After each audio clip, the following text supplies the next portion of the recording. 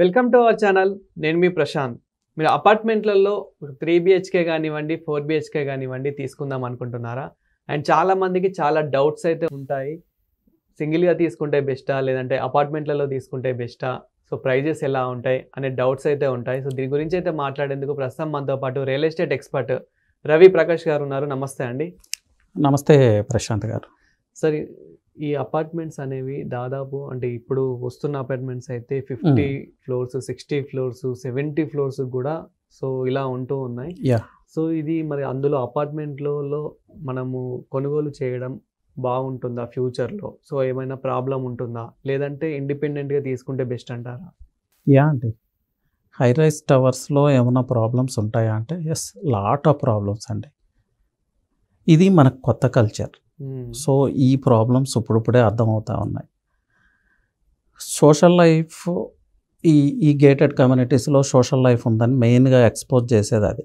But ఎంతవరకు social life ఉంటుంది అనేది ఎవరికి తెలియదు. సమ్ కమ్యూనిటీస్లో మంచి అట్మాస్ఫియర్ ఉంది, బట్ మోస్ట్ ఆఫ్ ద కమ్యూనిటీస్లో సోషల్ లైఫ్ లేదు. ఇది ఏమవుతుందంటే ఎల్డర్స్కి, కిడ్స్కి వాళ్ళ మీద చాలా ఇంపాక్ట్ ఉంటుంది, నెగిటివ్ ఇంపాక్ట్.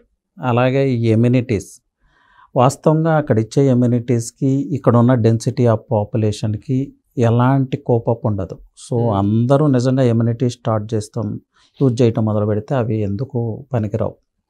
ఇది ఒక మేజర్ ప్రాబ్లం. అలాగే ఇప్పుడు హై రైజ్ టవర్స్లో ముఖ్యంగా వస్తుంది ఏంటంటే ఈ వాటర్ లీకేజ్, ప్లంబింగ్ ఇలాంటివన్నీ. దీన్ని వదిలేస్తే ఈ హై రైజ్ టవర్స్ వల్ల, హై రైజ్ అంటే ఏంటంటే మోర్ కాంక్రీట్ అంటే అగైన్ మోర్ హీట్. ఆ గేటెడ్ కమ్యూనిటీలోనే కాకుండా ఆ సరౌండింగ్ అట్మాస్ఫియర్ అంతా ఈ కాంక్రీట్ టవర్స్ వల్ల డిస్టర్బ్ అవుతూ ఉంది. సివిక్ ఇన్ఫ్రాస్ట్రక్చర్ మీద too much pressure, drainage system మీద టూ మచ్ ప్రెజర్, సివేజ్ మీద too much pressure. So master plan works complete అయిన తర్వాత రావాల్సిన హై రైజ్ టవర్స్ ముందుగానే వస్తున్నాయి, మాస్టర్ ప్లాన్ వర్క్స్ కంప్లీట్ కాకుండా. ఇది చాలా అంటే చాలా సిటీ మీద ఓవర్ బర్డన్. అలాగే దానిలో నివసించే రెసిడెంట్స్ మీద కూడా ఓవర్ బర్డనే. అంత వర్తా కాదా? 1.5-2 crores. ఇప్పుడు ఒక స్ట్రక్చర్కి వాల్యూ పెరగదు, కింద ఉన్న ల్యాండ్కి ROI ఉంటుంది. సో హై రైజ్ టవర్స్లో ROI చాలా తక్కువ ఉంటుంది. Yes, it has its advantages, నేను కాదంటలేదు. బట్ ఓవరాల్గా చూసుకుంటే, ఓవరాల్ వెల్ఫేర్ చూసుకుంటే నాట్ సజెస్టబుల్ అండి హై రైజ్ అనేది. సార్, రీసెంట్గా మనం బ్యాంకాక్లో చూసుకున్నట్లయితే కనుక ఈ భూకంపం అనేది వచ్చి చాలా బిల్డింగ్స్ కూలిపోవడం జరిగినాయి, చాలా బిల్డింగ్స్ క్రాక్ వచ్చడం జరిగినాయి. సో అలాంటిది మళ్ళీ మన హైదరాబాద్లో కనుక వస్తే సో ఇక్కడ ఉన్న బిల్డింగ్స్ పరిస్థితి ఏంటంటే, అలాంటి అపార్ట్మెంట్స్ పరిస్థితి ఏంటి? సో సేమ్ అదే సిచ్యువేషన్ ఇక్కడ కూడా రావచ్చా? మేబీ అండి. అయితే ఇప్పుడు బిల్డర్స్ చెప్పేది ఏంటంటే ఆ స్ట్రక్చర్స్ అన్నీ కూడా ఎర్త్క్వేక్ని రెసిస్ట్ చేయగల క్యాపబిలిటీస్ ఉన్నాయని వాళ్ళు చెప్తారు. బట్ ప్రాక్టికల్గా అయితే మనం ఎప్పుడు చూడలేదు. అలాగే మన ప్రాంతం ఎర్త్క్వేక్స్ తక్కువ, ఛాన్సెస్ ఆర్ లెస్ కదా, మన డెక్కన్ పీఠభూమి. సో వస్తే ఎలా ఉంటుంది అనేది వస్తేనే తెలుస్తుంది. But it creates lot of damage. అలాగే ఫైర్ యాక్సిడెంట్స్ జరిగిన ఆ ఫైర్ యాక్సిడెంట్స్ని ప్రివెంట్ చేసే ఎక్విప్మెంట్ మన తెలంగాణ దగ్గర అయితే లేదు, తెలంగాణ ఫైర్ డిపార్ట్మెంట్ దగ్గర లేదు. సో ఏదన్నా యాక్సిడెంటల్గా జరిగితే it's a big problem. Sir, హైదరాబాద్లో అపార్ట్మెంట్లలో ఒక ఫ్లాట్ తీసుకోవాలి అంటే ఎలాంటి ప్లేసెస్లో తీసుకుంటే బెస్ట్ అంటారు? అదేవిధంగా ఎన్ని అపార్ట్మెంట్స్ వరకు ఉంటే బాగుంటుంది అనుకుంటున్నారు?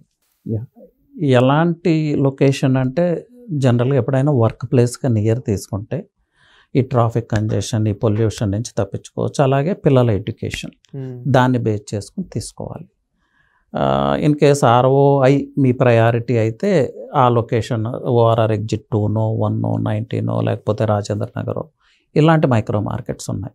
అంటే అపార్ట్మెంట్స్ మనకి 50 ఫ్లోర్స్ 60 ఫ్లోర్స్ కూడా, అదేవిధంగా 10-20 ఫ్లోర్స్ కూడా ఏది సజెస్టబుల్ అంటారు? ఎస్ అండి, హైదరాబాద్ కొన్న బిగ్గెస్ట్ అడ్వాంటేజ్ ఏంటంటే మ్యాసివ్ ల్యాండ్ బ్యాంక్. టోటల్ ఇండియాలోనే మన government biggest land banker. So మనం ఎక్స్పాండ్ అవ్వాలి. అంత అవకాశం ఉన్నప్పుడు ఎందుకు 60 ఫ్లోర్స్ 70 ఫ్లోర్స్కి మనం వెళ్తా ఉన్నాము? దాని రిలేటెడ్ ఇన్ఫ్రాస్ట్రక్చర్ కూడా మన దగ్గర లేదు కదా. అలా అని చెప్పి ప్రైజెస్ ఏమన్నా తగ్గుతున్నాయి అంటే ప్రైజెస్ స్కై రాకెట్ అవుతూ ఉన్నాయి. మనం టాప్ 3-4 మార్కెట్స్తో పోటీ పడుతూ ఉన్నాం ప్రైజెస్ విషయంలో. So there should be an end to this madness అండి. ఆగి తీరాలి, లేకపోతే ఇంకొక బెంగళూరు మన హైదరాబాద్ అవుతుంది. We are heading towards that only. మీరు ఇప్పుడు ఉప్పల్ నుంచి 1 అవర్లో వచ్చారు, 5 years తర్వాత 2 hours పడుతుంది. So somebody should come forward.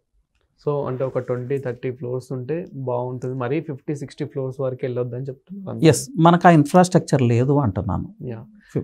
And sir మనకి ఈ రోజుల్లో హైదరాబాద్లో 50 లక్షల్లో 60 లక్షల్లో 2 BHK కానివ్వండి 3 BHK కానివ్వండి వస్తున్నాయా?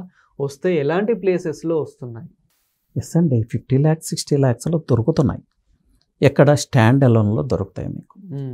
ఎలాంటి ప్లేసెస్ అంటే మీరు వెస్ట్ సైడ్ ఆఫ్ హైదరాబాద్ని పక్కన పెట్టండి. ఈ బడ్జెట్ అయితే మూవ్ టువర్డ్స్ ముంబై హైవే, లేదంటే రాజేంద్ర నగర్ తర్వాత శంషాబాద్ వైపు తుక్కుగూడ వైపు వెళ్తే మీకు 50-60 lakhsలోనే మంచి లొకేషన్లోనే ఫ్లాట్ దొరుకుతుంది. ఇప్పుడు ఇస్నాపూర్ చాలా అఫోర్డబుల్ ప్రైజెస్ ఉన్నాయి. పటాన్ చెరువు, Isnapur, even up to Sangareddy వరకు పెద్ద ఎత్తున కన్స్ట్రక్షన్ జరుగుతూ ఉంది. ఈవెన్ గేటెడ్ కమ్యూనిటీస్లో కూడా. అవి mid rise towers, below mid rise towers, వాటిల్లో మీకు 50-60 lakhsలో మీరు ఒక ఫ్లాట్ ఎక్వైర్ చేయొచ్చు. దానికి రిక్వైర్డ్ ఇన్ఫ్రాస్ట్రక్చర్ కూడా డెవలప్ అవుతూ ఉంది area. So IT shadow areas నుంచి కొంచెం దూరంగా వెళ్ళాలి. సరే, ఈ మధ్యకాలంలో కూకట్పల్లి, KPHP, గచ్చిబౌలి ఈ సరౌండింగ్స్లో ఎక్కువ ప్రిఫర్ చేస్తూ ఉన్నారు. అండ్ ఇక్కడ ప్రైజెస్ ఎలా ఉన్నాయి సార్? కూకట్పల్లి ఈ సరౌండింగ్స్ అన్నీ కూడా SFT వచ్చి మినిమం 7,000 to 8,000 అయిపోయిందండి. ఈవెన్ 9-10 కూడా ఉంది. Depends on builder, depends on location, depends on immunities. So 7,000 నుంచి 9, ఈవెన్ 10,000 కూడా ఉంది. అండ్ ఈ మధ్యకాలంలో HMDA, బగాయత్ ఇలాంటివి చాలా పడుతూ ఉన్నాయి. ఇందులో చాలా అపార్ట్మెంట్స్ అంటే చాలా ఇలాంటివి వస్తున్నాయి కాబట్టి సో అక్కడ ప్రైజెస్ ఎలా ఉన్నాయి? అండ్ ఫ్యూచర్లో ఏమైనా ప్రాబ్లమ్స్ వచ్చే అవకాశం ఏమైనా ఉంది అక్కడ తీసుకుంటే? అంటే మీరు అనేది HMDA government HMDA layouts? No అండి, వాటిల్లో ఏం ప్రాబ్లం ఉండదు. ఎందుకంటే గవర్నమెంట్ ఇట్ సెల్ఫ్ ఆ లేఅవుట్ని క్రియేట్ చేస్తుంది కదా. సో ఇన్ఫ్రాస్ట్రక్చర్ కూడా వాళ్ళే డెవలప్ చేస్తారు. ఇన్ఫ్రాస్ట్రక్చర్ కూడా చాలా మంచిగా డెవలప్ చేస్తున్నారు. 100 feet రోడ్స్ ఇస్తూ ఉన్నారు. సో నో ఇష్యూస్ అండి. Proper kind of drainage, everything is properly organised. So అలాంటి లేఅవుట్స్లో ఇప్పుడు మనం హై రైజ్ టవర్లో ఎక్కడో 50th floorలో కొనే కన్నా ఒక 150 square yards ల్యాండ్ ఎక్వైర్ చేసుకొని అక్కడ మీ ఇండిపెండెంట్ హౌస్ పర్చేజ్ చేసుకోవచ్చు.